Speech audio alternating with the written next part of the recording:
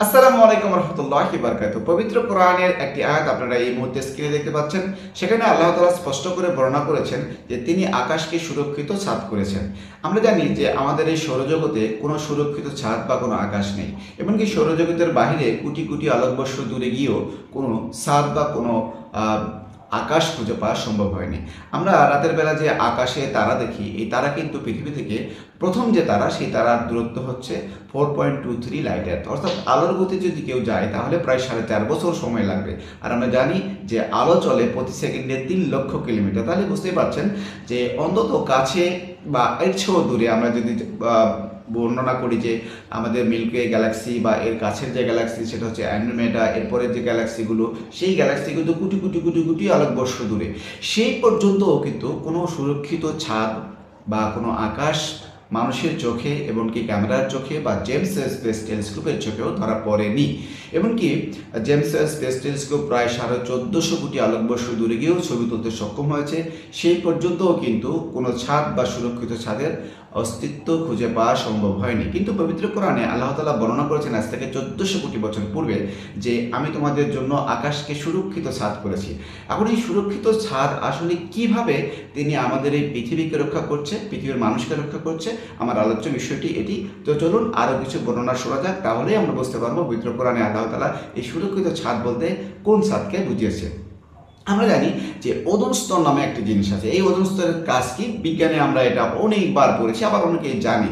এই ওজোন স্তর হচ্ছে যখন সূর্য থেকে, অর্থাৎ সেই পৃথিবী থেকে 15 কোটি কিলোমিটার দূরে যে সূর্য অবস্থান করছে, সেই সূর্য থেকে যখন আলো উৎপন্ন হয়ে পৃথিবীর দিকে ধাবিত হয়, সময় নেয় হচ্ছে 8 মিনিট 29 সেকেন্ড। এই 8 মিনিট 29 সেকেন্ডে যখন পৃথিবীর দিকে আলো ধাবিত হতে থাকে, এই পৃথিবীর উপরে স্থাপিত ওজোন স্তর, যেটি আল্লাহ তাআলা একটি সুরক্ষিত ছাদের কথা বর্ণনা করছেন, এই ওজোন স্তর কিন্তু এই সূর্যের মধ্যে থাকা অতি বেগুনি রশ্মিকে শুষে নেয়। এই অতি বেগুনি রশ্মি শুষিয়ে নেওয়ার মধ্যে থেকেই কিন্তু আমাদেরকে আল্লাহ তাআলা এই পৃথিবীকে এবং পৃথিবীর জীবজন্তুকে অনেক ধরনের রোগ জীবাণু, এমনকি আমাদের চোখের উপরে যে ছানি পড়া বা চোখ নষ্ট হয়ে যাওয়ার যে উপকার, মানে বিভিন্ন ধরনের উপাদান রয়েছে এই অতিবেগুনি রশ্মির মধ্যে, সেগুলো কিন্তু এই ওজোন স্তর শুষে একদম পরিচ্ছন্ন একটি তাপমাত্রা বা আলো আমাদের পৃথিবীতে এসে পড়ে, যেগুলো পৃথিবীর জীবজন্তু, তারপরে পৃথিবীর যে অ্যাটমসফিয়ার, সেটির জন্য খুবই উপযোগী।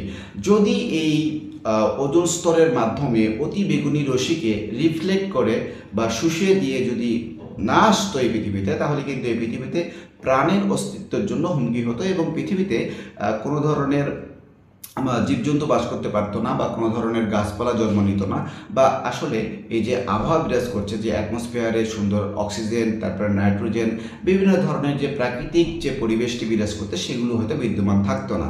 অর্থাৎ পৃথিবীতে মানুষ বা মানুষ জাতীয় অন্যান্য জীবজন্তু বা প্রাণীকুল বসবাসের জন্য উপযোগী হতো না। এই জন্য আল্লাহ তাআলা বলেছেন যে আকাশকে আমি তোমাদের জন্য সুরক্ষিত ছাদ করেছি। আর এই সুরক্ষিত ছাদ বলতে আল্লাহ তাআলা এই ওজোন স্তরকে বুঝিয়েছে, যে ওজোন স্তরের মাধ্যমে আল্লাহ তাআলা পৃথিবীর বাইরে থেকে আসা অতি বেগুনি রশ্মিগুলিকে শুষিয়ে এই পৃথিবীতে উপযোগী, অর্থাৎ পৃথিবীর উপযোগী, বিভিন্ন অ্যাটমসফিয়ারের উপযোগী, পৃথিবীর মানুষজন এবং জীবজন্তুর উপযোগী করে যে তাপমাত্রা আসতেছে বা আলো আসতেছে, সেই আলোটির ব্যবস্থা করেছেন। এছাড়া অসংখ্য উপকারিতা রয়েছে এই ওজোন স্তরের। এই ওজোন স্তর যদি না থাকে তাহলে পৃথিবীর তাপমাত্রা বেড়ে যেতে পারে, এই পৃথিবীতে যে বিভিন্ন ধরনের বরফ আছে, সমুদ্রের তাপমাত্রা বেড়ে যেতে পারে, তারপরে অনেক ধরনের অসুবিধার সৃষ্টি হতে পারে, যেটিকে বিজ্ঞানীরা বলছেন গ্রিন হাউস এফেক্ট। আমরা যদি ওজোন স্তরের ক্ষয়ে যায়, তাহলে কিন্তু বেশি তাপমাত্রা পৃথিবীতে আসবে, পৃথিবীর মানুষের পক্ষে সেখানে বসবাস করা অসুবিধাজনক হবে, অতি দ্রুত পৃথিবীর যে বা পানি রয়েছে সেগুলো শেষ হবে, বিভিন্ন কিছু হতে পারে। তো আল্লাহ তাআলা এটি বুঝিয়েছেন যে আমি তোমাদেরকে সুরক্ষিত ছাদ দ্বারা এই পৃথিবীকে এবং তোমাদের মানুষজনকে উপকৃত করছি বা তোমাদের প্রোটেক্ট করছি। পবিত্র কোরআনে কিন্তু এটাই বোঝানো হয়েছে। পবিত্র কোরআনে আসলে এই সুরক্ষিত ছাদ দ্বারা কিন্তু আল্লাহ তাআলা যে প্রথম আসমান, দ্বিতীয় আসমান, তৃতীয় আসমান, এভাবে চতুর্থ, পঞ্চম, ষষ্ঠ এবং সপ্তম আসমানের কথা বর্ণনা করেছেন।